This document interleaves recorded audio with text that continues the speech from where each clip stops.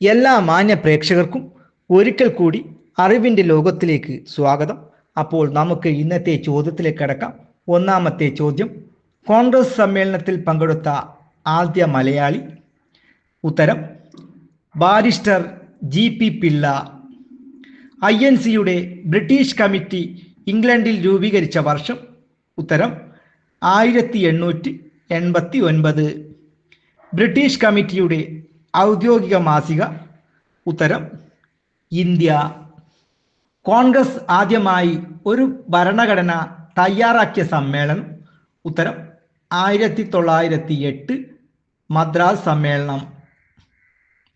കോൺഗ്രസിന് ഒരു ഭരണഘടന വേണമെന്ന് ആദ്യമായി അഭിപ്രായപ്പെട്ട വ്യക്തി?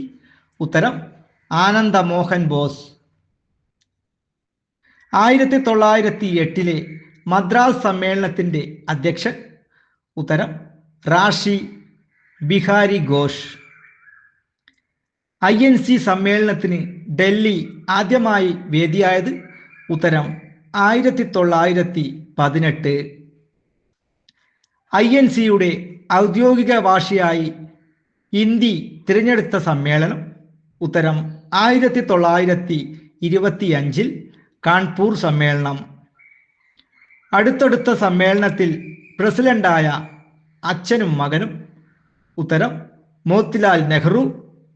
1928 കൽക്കത്ത സമ്മേളനം. ജവഹർലാൽ നെഹ്റു. 1929 ലാഹോർ സമ്മേളനം. ഇന്ത്യ സ്വാതന്ത്ര്യമാകുമ്പോൾ കോൺഗ്രസ് പ്രസിഡന്റായിരുന്ന വ്യക്തി? ഉത്തരം: ആചാര്യ JB കൃപലാനി. ഈ വീഡിയോ നിങ്ങൾക്ക് ഇഷ്ടപ്പെട്ടെങ്കിൽ അടുത്ത വീഡിയോയുമായി വരുന്നതുവരെ നന്ദി, നമസ്കാരം.